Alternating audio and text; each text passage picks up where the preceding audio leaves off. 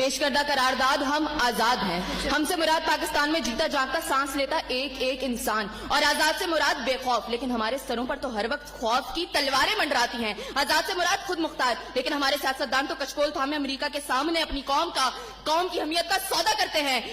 آزاد سے مراد کسی کے تابع نہ ہونا, لیکن ہم تو آج بھی انہی جاگیرداروں, انہی وڈیروں, انہی لٹیروں, انہی جابر, انہی ظالم, انہی بے حس اور بے بس حکمرانوں کے تابع ہیں. تو منطقی اعتبار سے قرارداد ابھی اور اسی وقت مسترد ہوتی ہے. اگر ایوان میں بیٹھا کوئی ایک نوجوان بھی کھڑے ہو کر یہ کہہ دے کہ ہاں جتنی آزادی ہمیں ملی ہے اتنی ہی کافی ہے, تو میں ابھی اور اسی کے وقت یہاں کے بجائے وہاں کھڑی ہوں. لیکن جناب صدر, ہم آزاد نہیں. اور یہ کس آزادی کی بات کرتے ہیں جس ملک میں واٹر کولر سے لٹکتے ہوئے گلاس کو بھی زنجیروں میں جکڑ کے رکھا جاتا ہو, اس میں انسان کیا آزاد ہوں گے؟ جناب صدر, ہم آزاد نہیں ہیں. جناب صدر, اصل میں موافقت میں آنے والی مقررہ خود کو ڈزنی لینڈ کی پرنسس سمجھتی ہیں, کیونکہ یہ جو کہانی